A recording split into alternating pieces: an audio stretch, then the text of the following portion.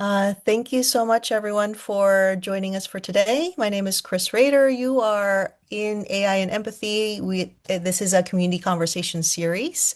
This is one of three that we have for this spring 2026, and it's our first one. So we're super excited to have you all with us. For those of you who don't know, we'll go into a bit more detail, but AIGA is Boston is a local chapter of our National Professional Association for Design.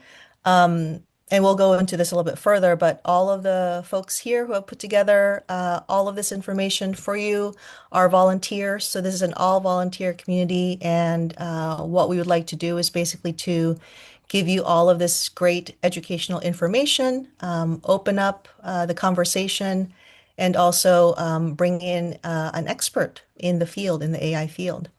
So as you can see here, we have quite a few folks who are part of this volunteer program.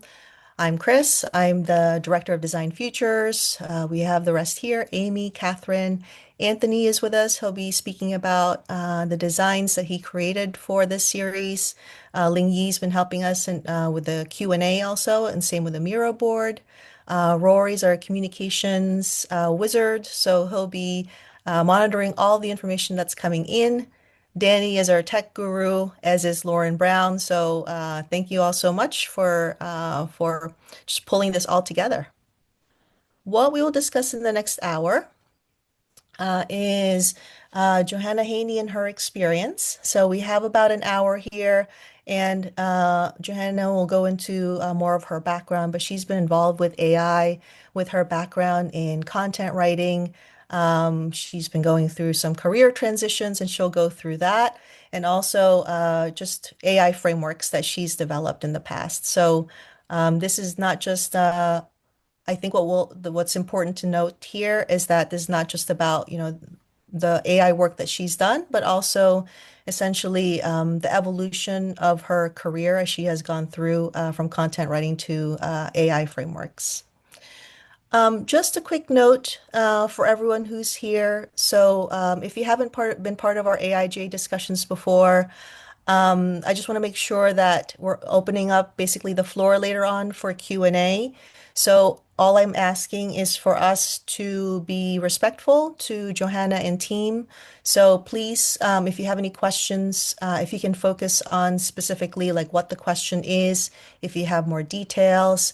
I think obviously one of the reasons why we pulled this AI community series conversation together is that potentially there's,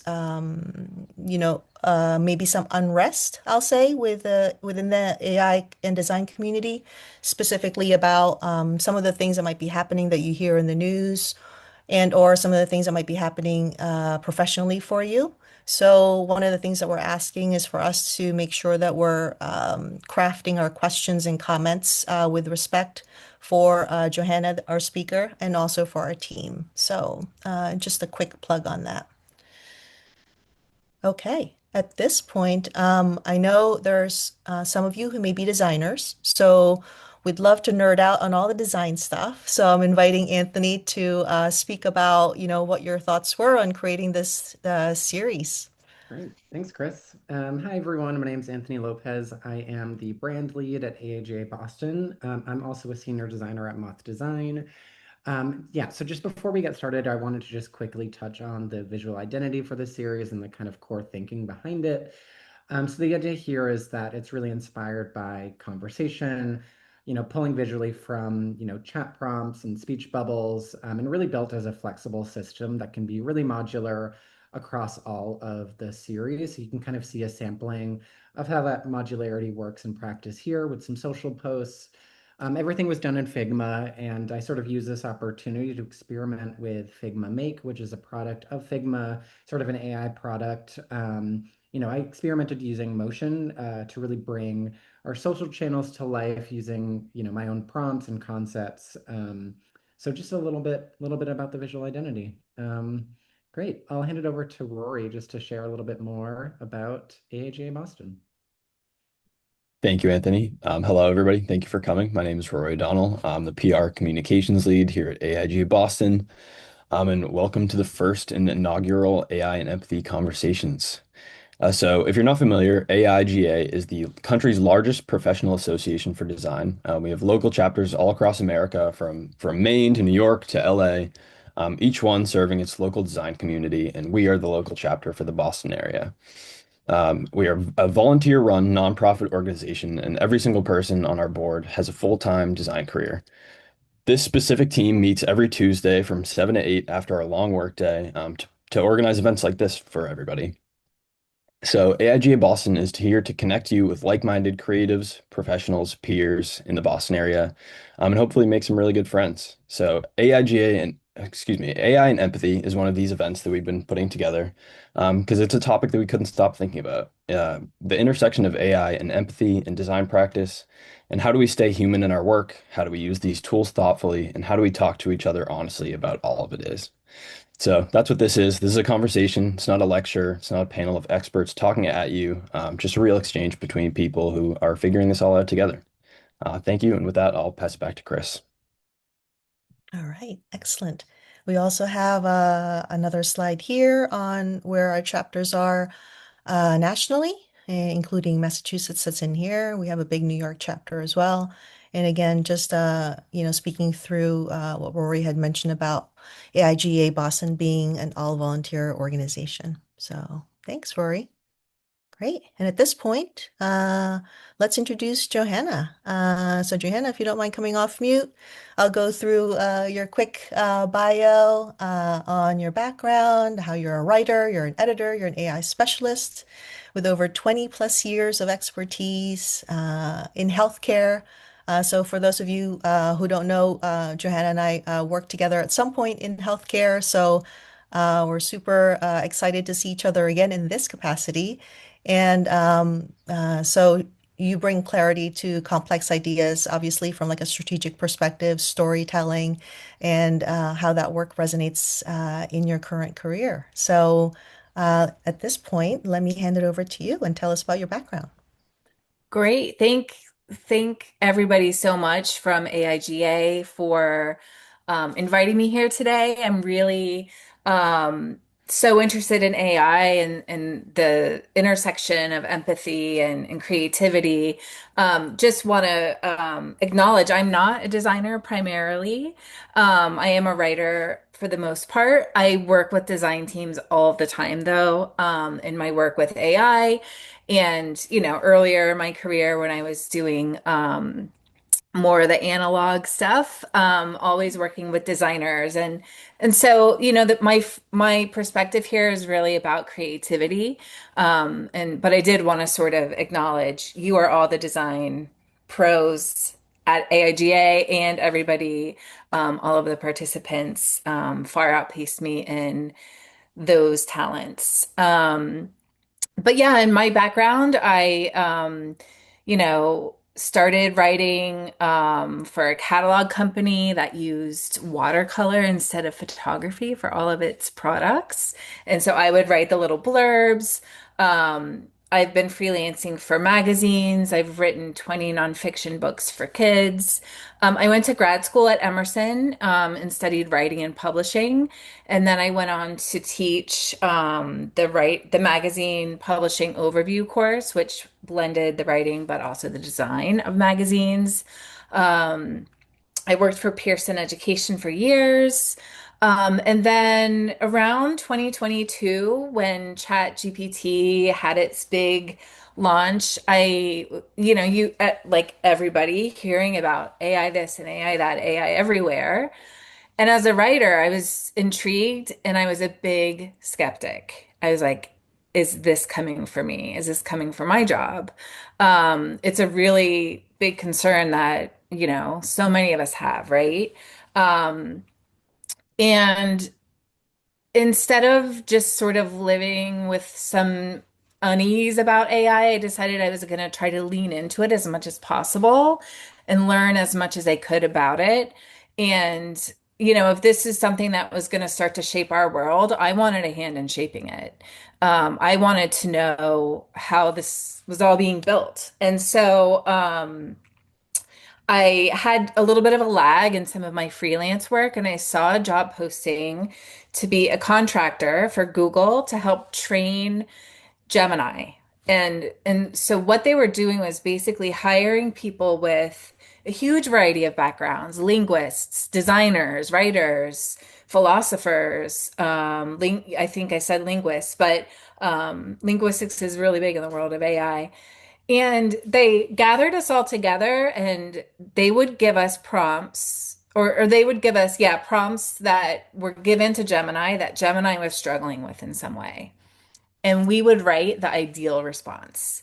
And then they would feed that back into the model to train it about how to deal with those kinds of prompts and questions that users were asking in the future. And so sometimes it was things like, here's a knock knock joke, explain why it's funny. AI is terrible at stuff like that. And so we would go in and sort of teach it and try to bring our humanity and our knowledge to that. And for that reason, I actually think artificial intelligence is a little bit of a misnomer. I like to think of it more like community intelligence because it's built on, a vast network of, all of us humans and, everything that it's trained on.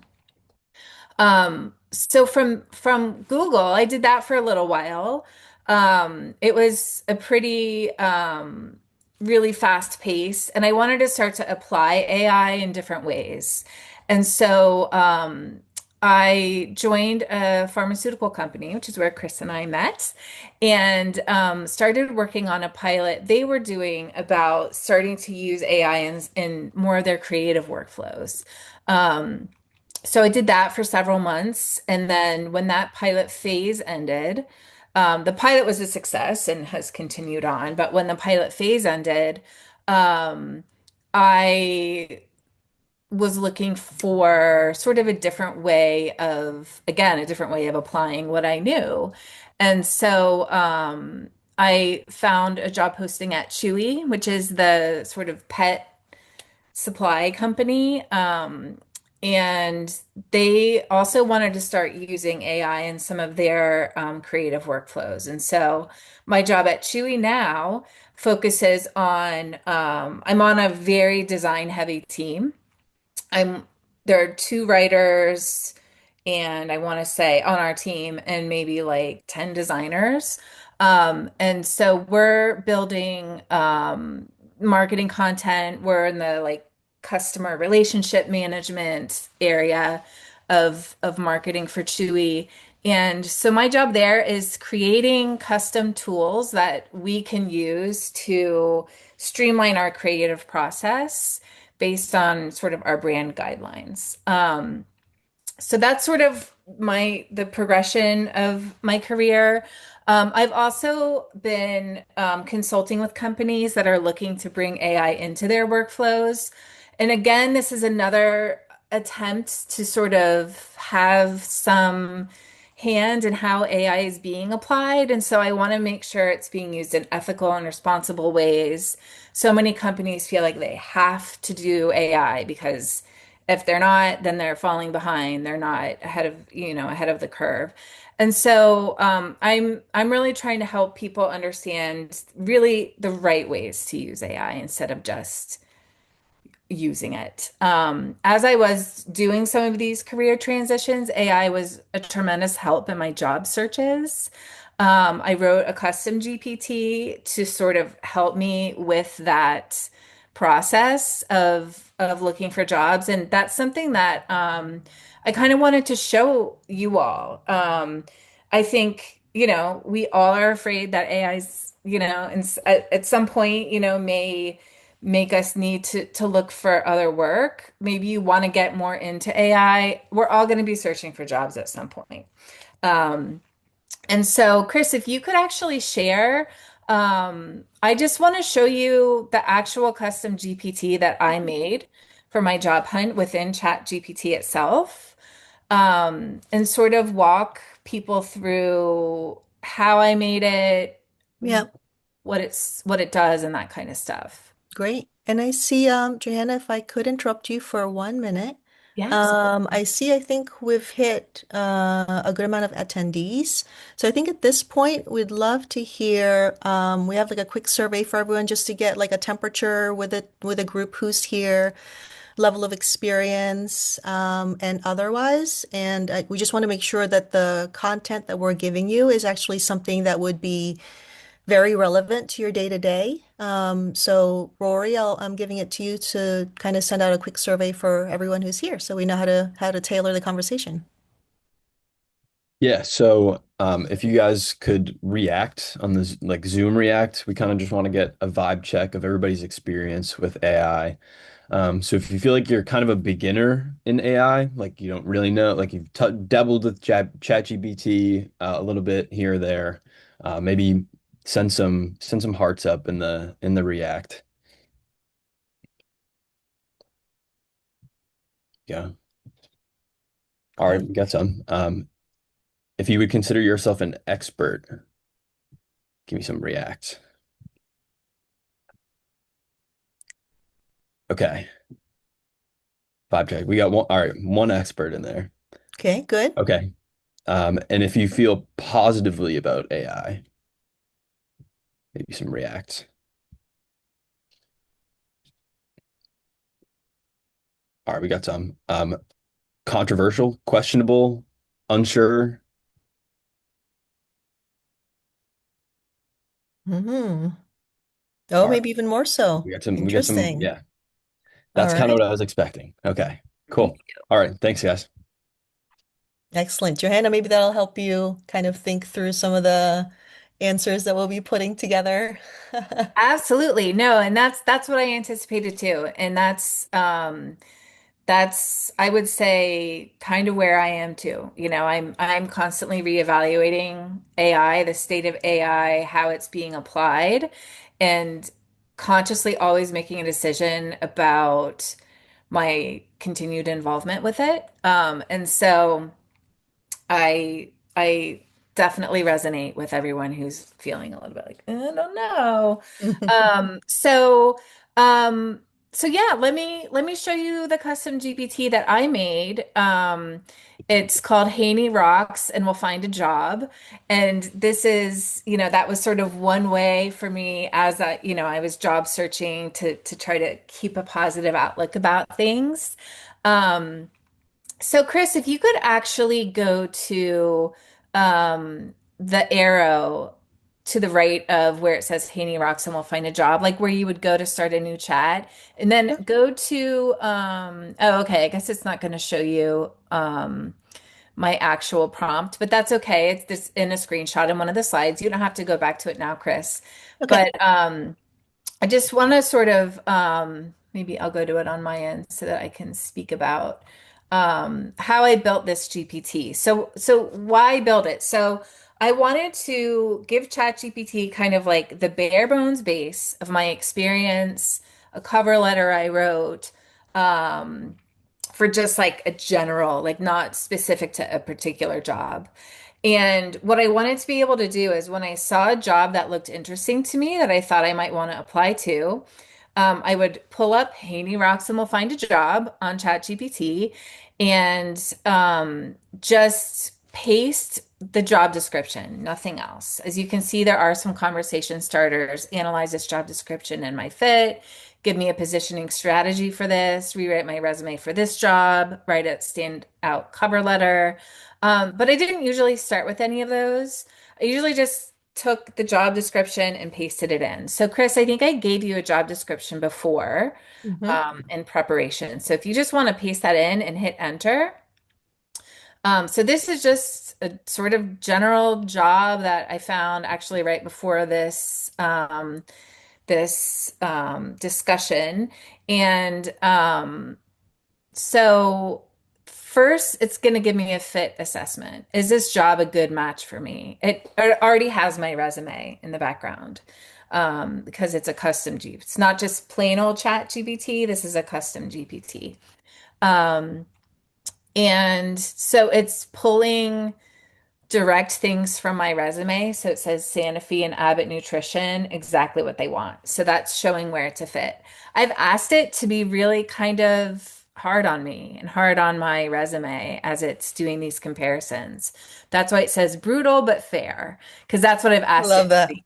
Yeah, you'll notice ChatGPT is a real sycophant. It's always telling you that you're great. No, this is perfect, whether you are or not. And so I really wanted to try to minimize that, which is part of why I named it Haney Rocks and We'll Find a Job, because I knew it was going to be brutal at me. And so I wanted to give a little bit of encouragement to myself, which I think is fair. So if you want to scroll down a little, Chris, Sure.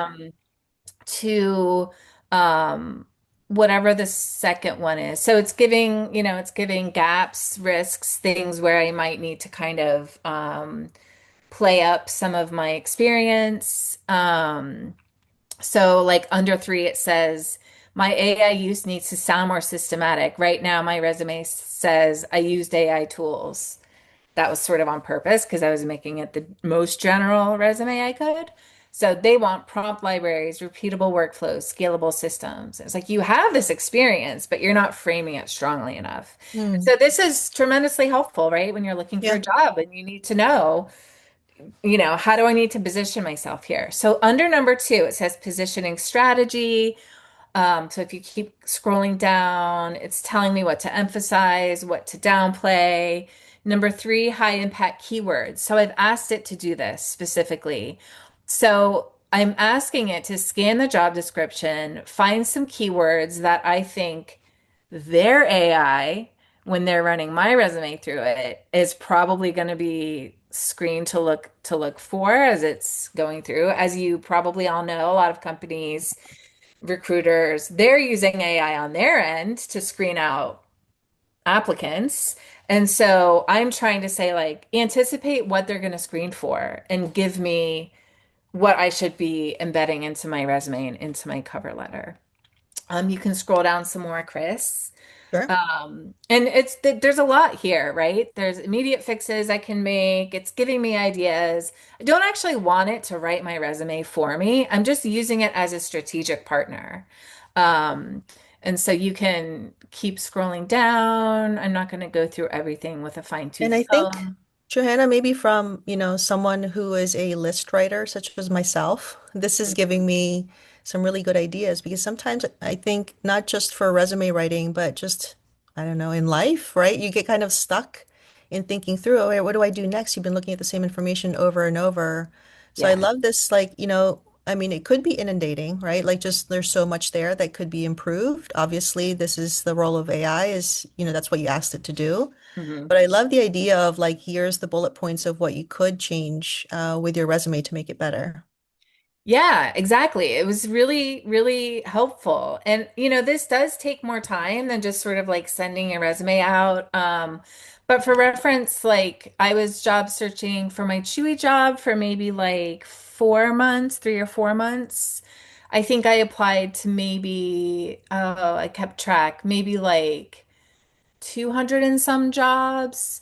But other people I know who were laid off at the same time as me applied for upwards of 1,000 jobs and took them longer, and they weren't using this kind of framework. And so I think it does, I think it does help if you kind of know how to use it.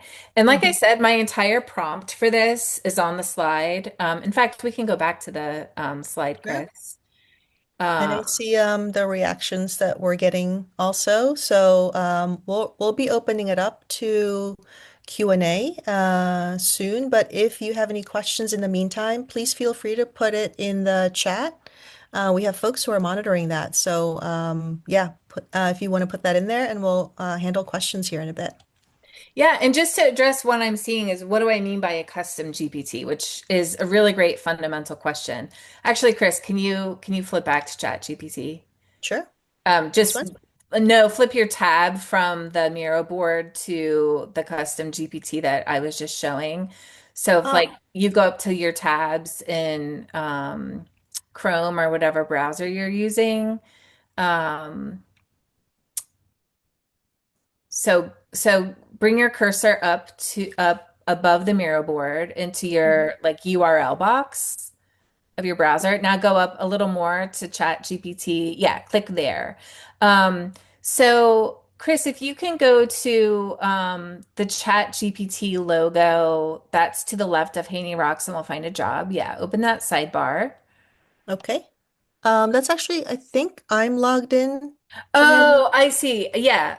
So that might be opening up my chat Yeah, don't do GPT. that then. So I can just explain it generally. A custom GPT is something that it's like a set of instructions that you give to Chat GPT for something you're going to be doing a lot all the time. And so for job searching, like pairing your resume to a job description is a good one.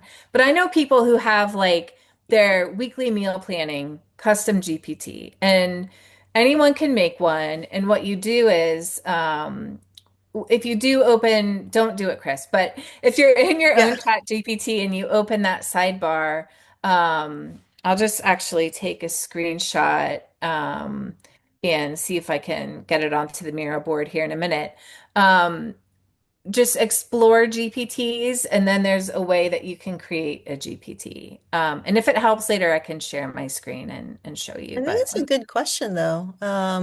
It's something that's accessible, to folks who have like an email and signing up for ChatGPT, for example. I mean, it sounds like to me it's something that would be doable, Johanna. So yeah. perhaps it's one of those conversations where like, how did you get started? If there's something that you could talk about for the next minute or so.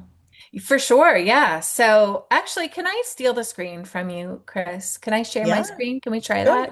I know we Yeah. didn't test this, but let's give it a shot. Um, can you all see Yes. my screen? And are you seeing ch the Chat GPT Yeah. screen itself? Okay. So I love the unscriptedness of this, so keep going. yeah, no, this is great. I live for this kind of stuff. So here we are in Chat GPT. You can start a new chat. This is just a general chat, like all of Chat GPT. But if you go down here to explore GPTs, and then you come up here to create and you click this button here, you can actually come over to this create tab, and you don't have to know how to code. You don't have to know how to do anything. You can just say, hey, I want to make a weekly meal planning GPT. We don't like eggplant and we are vegetarian. We love beans. How do I get started with this? And it's going to think for a minute. It's updating the GPT. It's already starting to write my GPT for me. So I'm going to flip over to configure. Like these are where the instructions, it's going to write the instructions for me about how to do this. hmm So this is no special knowledge. It's going to tell me how awesome I am for coming up with this idea. Yeah, let's name it Bean-Based Meal Planner. It's going to give me an idea for how to name it. And now it's going to make an icon for it, and you're all going to be horrified as designers about what it's going to come up with. Don't worry, you don't have to use this. In fact, I'm going to tell it. I know it's going to ask me that next. Oh, it's just generating it. Okay. Thought it was going to ask if I wanted to, and I was going to tell it not to. I don't want to scare everybody off. Okay, that's the icon for it. Sure. Okay. And then um so there's my little bean logo. Sorry, I'm looking off to the side because that's where my other monitor is, that I have this on. Maybe I'll move it over so I'm it takes it takes a minute. It's working. But you can see over Oh, here. Johanna, Yeah. we see Oh, just your desktop, but yeah. it's way cleaner than mine, so Okay, that's well, but good. that's like it's actually all on my other one. But okay, so what matters most? Quick prep, budget friendly, variety, or something else? And I'm just gonna start answering its questions. And now if you come over to configure, so that was in the create tab. If you come over to configure, It's given it a name, a description. It's telling the custom GPT who it is. So it's telling it, you're a weekly meal planning assistant designed to help users create practical, enjoyable vegetarian meal plans. What are the priorities? You want to avoid suggesting anything with eggplant. When interacting, ask a few targeted questions if needed. Whoops. Such as household size, cooking time, budget. Like those are all really good questions that it should ask you. Um, so now I'm gonna click one of these and you can make changes here if you want to say like always refer to me as being lover. Okay, so now that's part of actually, do I have to save that? I'm not even sure. Um, make a bean heavy grocery list. Let's see if it calls me At bean this heavy. point, is it the level that you showed us earlier for your resume? Is it at that level, or do you have to do something else to make it become like kind of like a integral part of your chat GPT? So after this, you just hit create, Hmm. save, and now I'll go back to my so now the bean-based meal planner is here with my resume builder. And actually, since I'm here, I can show you. Um, here's how it's configured. This is exactly what's on the Miro board slide. So this is my entire prompt. I built it though using Create.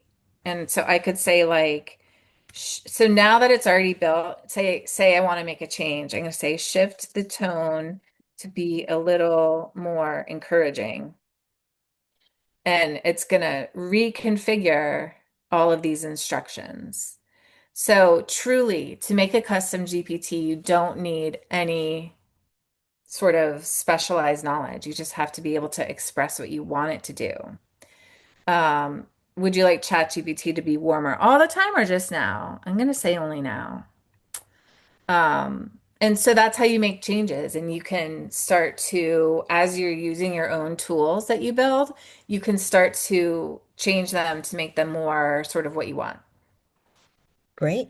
So I'm Awesome. going to stop sharing now and we can kind of move on to, That was great. yeah, good. I'm glad. I hope that helps. Um, so yeah, if we go back to the Miro board Sure. slide, um, I'm actually so curious if folks like just a quick, I don't know, hearts, I guess that was working earlier. Like, is there like the interest on being able to create their custom GPTs and or I'm also curious about job finding. If it's been within the last year, if you're even thinking of using this potentially for resume creation, editing, etc. Okay. So it sounds like it's awesome. resonating. Awesome. Thank you so Great. much. Yeah, so if you go over to the next slide, Chris, that's my whole prompt. Feel free to use it. Um, you can, just if you just take a screenshot of that and you upload it into Chat GPT and say, make this a custom GPT, that'll work. I love it. I love it. So feel free to do that. So if we go again to the right, I'm going to show you how I've applied this kind of stuff at Chewy. Um, Oh, this was a screenshot just when we weren't sure if we were going to be able to show it live. So you can Hmm. go on. Yeah. So at Chewy, I make a lot of custom GPTs for different creative workflows that we have. One type of asset that we make a lot, well, in sort of the email flow, are these emails called quick reorder. And basically, Chewy will put together things that you've ordered in the past. And it will send you an email and say like, "Hey, you've ordered this before. Our records show you might need it again." And so then customers can just easily click in the email. It will put it in their cart and bring them to Chewy.com. So in this Chat GPT, so on the left is my sort of a screenshot of my run of the chat GPT. So I said, first of all, this custom GPT is embedded with all of Chewy's brand guidelines. So I'm telling it, I need a quick reorder email hero. Here's the brief. So I had a creative brief from stakeholders. I just took a screenshot and I pasted it into the chat bar itself. I want it, and I'm telling it, I want the copy here to reference a box in some way that's clever because there is an illustration of a cat with a Chewy box, which evolved into to all of these boxes and all of these pets. And so it's saying, got it. You want a quick hero. It should be a clever box nod. And so what did it give me? A light visual reorder forward headline. It looks like it's box o'clock. And I was like, that's kind of interesting Yeah, and it's clever. it's Hmm. clever, like it wasn't exactly right. And so and then the subhead, your cat's favorites are ready to make another trip from box to bowl. And it's like, well, that's not it. So where we ended with, this is with stakeholder review and like lots of back and forth. It actually ended as it's blue box o'clock. Oh, Because Chewy's okay. known for That's its blue close. Yeah. boxes. And reorder dynamic text pet name. So reorder captain's favorites fast. So that's just one way that I wanted to show, how I use these custom GPTs in a professional environment. And if you scroll again to the next Awesome. slide, And you Chris. might see, Johanna, there's quite a few messages that's happening here on chat. So Mhm. people are asking about the Miro board. So there's some value, hopefully, that everyone will find on the slides that you're Good. presenting, which is awesome. Great. So you might see people kind of whizzing by as they're kind of now in Miro. So Perfect. I love it. great. Um, and so for this one, if you look at the actual, so this is push copy, a rich push. So um, on the slide or the screenshot on the right, you see the picture of the dog with some balls. And the copy above is treat your furry Valentine. Furry Valentine was from like the overarching creative. So I had to use that. I wrote this one. Roses are red. Captain is sweet. Show them your love with toys, chews, and treats. Like, oh, it's cute, right? And so I put that into Chat GPT, to my custom GPT for work. And I said, I want more alternates to this copy, kind of like this. Here's the brief. Again, embedded with all of Chewy's brand guidelines. And it gave me the second option here, love is a four-legged word. I was like, that's really cute. Like That that's is super that's cute. cute for like Yeah. the headline. So you see it in the headline. These are three alternate copy options.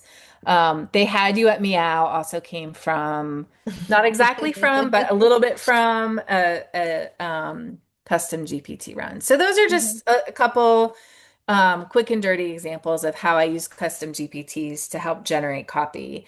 I know the designers use it too for, just idea generating. Like, here's the brief. Like, what are some visual ideas? It's not outputting anything visual. It's just giving them words. Like, think about doing this or that. Nice, Um, nice.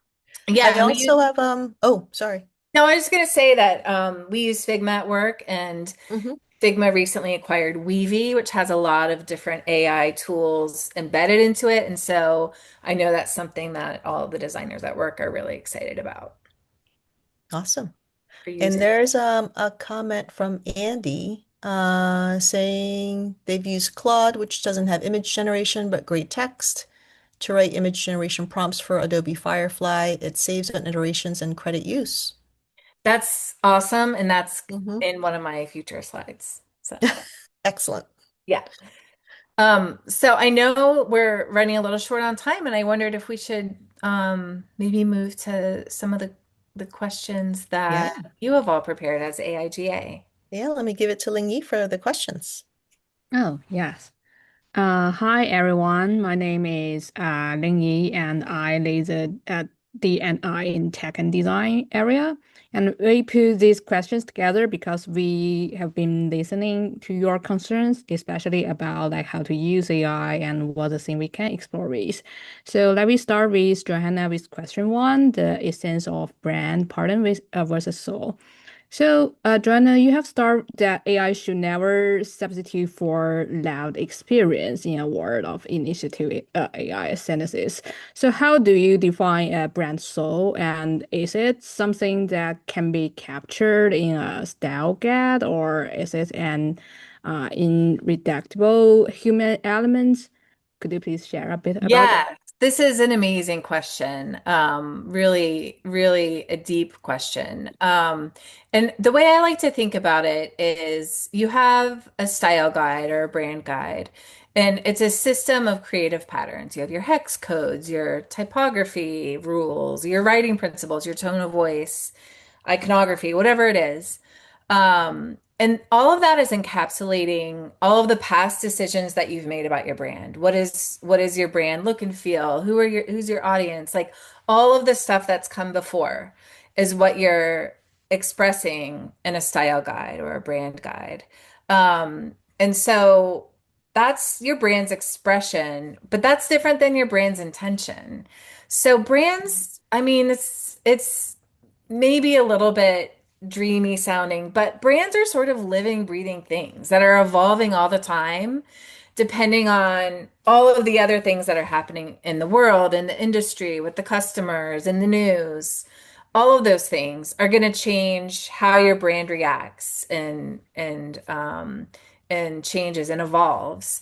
And so to me, that's the brand soul. It's expressed in how it responds to its environment. And AI can't, or shouldn't, I should say, because AI will always give you an answer, Mm. whether you should be using it or not. Um, those how a brand is reacting to the world, to all of those elements, is really the domain of the humans behind the brand. And so to me, that's a brand soul, is like how is it going to react to something that comes up? Um, or like what decisions do we make about how we react with our customers? Chewy's kind of famous for if someone calls customer service and says, "Hey, I just got my dog's auto ship of dog food. But actually, my dog passed away, and so I don't need this auto ship anymore. Please cancel it." Chewy's Mm. notorious for refunding the money, telling people to just donate it, and sending flowers to the customer to express their sympathy at the loss of their pet. And so, I mean, that's our human element at Chewy, Mm. and every brand is different. But style guides, brand guides, they're great data sets to give an AI tool when we want to help explore creative ideas in ways that feel like us, but it's based on all of the past decisions, and the soul is really about the future, if that makes sense.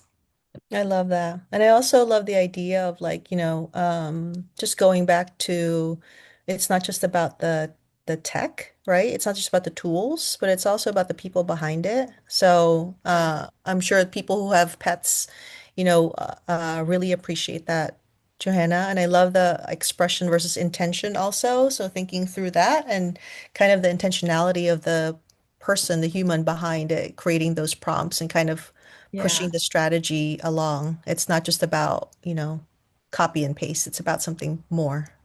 for sure. Great. I am checking on time, Lingy. I think we may have one more question. Cool. Um, And we also received a question from Ryan. And do you think ChatGPT impetus on creative thinking and critical thinking? I think we can combine this question with let me take a look of okay. um yes, I think we can combine this question with question two, like the must-haves, what design and Great. science truly need. Yes. Yeah, so I think um if you think about, you know, your question says like what can't be captured in a data set or a prompt library, right? And I guess like if you think about like what is data, sort of going back to the last question, it's the past patterns. And so, you can, if you get a new creative brief, you can run it through whatever custom tools you've made and get a decent starting point. You can improve it by giving it some examples. In the AI world, they call examples like a shot. So a zero shot is you haven't given it any example. A one shot is when you give the AI one example. Those are good for Mhm. things like structuring output. So if you say like, if say you ask ChatGPT a question and you want to say, like, give this to me, as an outline with, H1, H2, H3. Maybe you give it an example of that to sort of help it really understand. What I think a lot of people here would use examples for when they're prompting is sort of creative mimicry. So AI can be great for like um, just doing some like quick and dirty prototyping, like, oh, the stakeholders ask, at work, the stakeholders asking for X, Y, and Z to be different. I don't actually want to take my creative energy, this creative spark that I have. This is going to take me a lot of time to mock up in a way that I feel good about. Let me just do it with AI just to get kind of a quick mock up to see if this is an idea that we are going to explore more fully. And then you can sort of adapt that into a final product that maybe you're not using AI for. You're Mhm. actually going in and you're doing the creative design thinking and you know, um, I always like to say like AI should never be replacing what your superpowers are. And Mhm. so, but it is great for just like, you know, my boss wants it to be blue instead, which is going to look terrible. So like, let me just use AI to make a little mock-up of it so that my boss can see that it looks terrible. Like things like that. I'm not sure if that's answering your question. Um, but if I could just touch on a couple other quick things that I think are really important. That I wanted to get back to this idea of using something like ChatGPT to make other prompts for other tools. There's so many AI tools coming out all the time. It's so hard to keep Yeah. up with. Hmm. And so, this goes back to like, what is one skill set that you recommend for people getting started with AI? And I would say that skill is meta prompting. And so learn how to go into Claude or into ChatGPT or into Gemini or whatever one you like and say to it, I need to write, or you might even start with um here's my project. What are the best AI tools I can use for this that aren't you? Sure. And just Yeah. see what kind of tools it gives you because they're keeping up in ways that you can't as a person with other things going on in your life. You can't keep up with all of the AI news. So ask it. And then, say you want to use Midjourney for something, you can say like, you know, give it a lot of expressive words about what you're trying to get and say, now make this into a Midjourney prompt. So that's meta prompting. That's asking AI to build you an AI prompt. And so that's something that I think everyone should try to experiment with a little, even if it's just meta prompting about how to make a meal plan for the week. It doesn't have to be deep, it just Without get eggplants. started, something easy and quick and fun that applies to your life. So I know Excellent. we're running short on time, and so I'd love to take any more questions folks have. Yeah, at this point, if someone has a question, feel free to raise your hand and or unmute. I think they can do that, right, folks? I don't think so, but they can put it in the Q&A. Ah, Um, okay. yeah. Let's anyone have any questions on anything that Johanna has talked about? You can also add if you're in the Miro board, and I Yeah, the think stickers. say it again. The stickers like we design. Ah, yes. So, we have stickers here. If you don't know how to use Miro, I think you can see this, but basically you can just put a sticky note right in there and you can put the information there and we're happy to go over it. So If there's no other questions, then we will keep going on either the next question or talk about our next event. So, And while people are putting that in there, I just want to yeah. invite everyone to connect with me on LinkedIn if you want. I'm always happy to have more conversations like this, answer any questions, or just connect. Excellent. We did have 5 questions. We only got towards 2. An hour it goes by so quickly. Really quick. So apologize to everyone who might have been curious about some of the other answers that Johanna might have given. Super, super knowledgeable and all this stuff, obviously. But there's also the answers that she provided, before we had started the conversation. So there's the AI skill sets that you had talked about on meta prompting. I think that's a great advice. Then there's other things about access and representation. So there's some information there that if you're curious, you might be able to take a look at as well. Just to quickly, we did just get a question in the Q&A if Okay, you want to look at that. sure. Can someone read it out to Yep, me? I don't think I can see it I on can my grab end. it. Yeah. Yeah. So this is Uh, oh, do you have any suggestions for incorporating it into workflows for students so they can still stay creative and also work on their critical skills? Great question. I love that. I think that sort of the way to interact with AI as a student who's maybe still building up some of the skills that will carry you through your career is to use AI to challenge you. So, maybe you do a project for a class and you can upload it and say, what am I miss? Like, what are some perspectives I might not be seeing here? What are some holes in my train of thought? What do you recommend I consider about this project? And sort of let it think about it and challenge you and sort of show you maybe some different perspectives that you may not have considered. We all have unconscious bias about different things. It's Yeah, just a that's a good point. human truth. And so sometimes like running things through AI is a way to sort of like um, try to see some of the things that maybe are in your blind spots. And so as a student, I think that's a good way to use it without like using it to just like write you a paper or something like that. Mm-hmm. Awesome. Uh, Great. And then we have a question in our webinar chat from Krista. Our company has limited us to use Copilot due to security concerns. What are pros and cons of Copilot for creative work? Yeah, I mean, first of all, that's a really common thing. If you work for a company, they're going to have an enterprise version of Yeah. whatever tool they've deemed is the tool.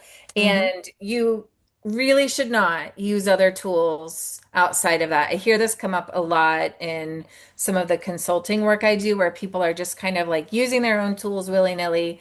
It's a big information security concern. And so that's why they're limiting you to a specific tool.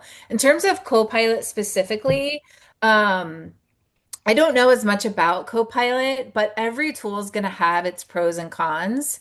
And so I actually recommend just going to a different model and asking it, what are the creative pros and cons of Copilot?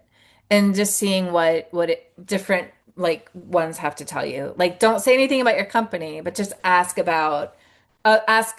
places other than Copilot, what are the creative pros and cons and see because that's one of my blind spots. I don't use Copilot. So, Mm-hmm. Awesome. Mm-hmm. And then we have one other question just in our Q&A. How Sure. often did you have specific detailed questions about how you use AI in your workflow when you were interviewing? like, how often did people ask me about my AI use during interviews? Yes. While you were Yeah. interviewing, yes.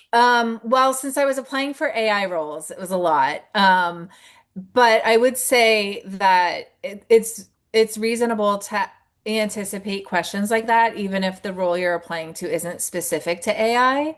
And that's why it's important to just play around, even if it's not in a specific work for a specific work project or maybe at work they're like no AI, no one can use AI, so you can't really use it for work. Mm-hmm. um And so that's why it's important to just play with it for, planning a trip, or a party or anything. And because all of those skills are 100% transferable to a work environment. So my advice is just to play around, and then when they ask you about it, you'll have something to say. Awesome. And I see we're at time. We have a couple of things if everyone can just hold off and give us like a minute more. Rory, you have a couple of questions I would like to ask everyone who is here. Yeah, so after this conversation, I'd like to get another vibe check, reacts, emojis. If you Yeah. feel better or more confident about using AI in your workflow, maybe throw some emojis in the chat. Yay. A couple. Cool.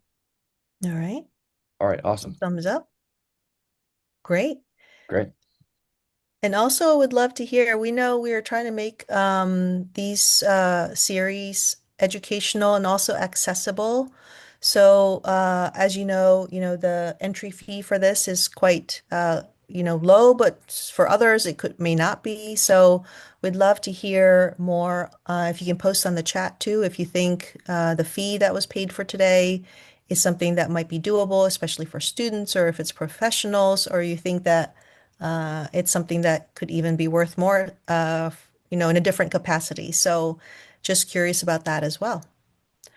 And while you're doing that, I'd love to talk through the next round that we have. So thank you so much, Johanna, for everything that you have given us for the first panelist who we have. It's amazing. It's as we're kind of piloting this AI conversations series. So amazing. So the next person who we have is Rami, and Rami is currently going through her PhD with comp sci. So she's has many, many more GPT models that she's been training currently. And Alejandro is an educator. So that's coming up in June as well. So we have May and June. So please feel free to join us for those two. So there'll be a monthly, and then we'll coming up in the fall with another three-part series as well. Excellent. And I see an exit survey has been put up.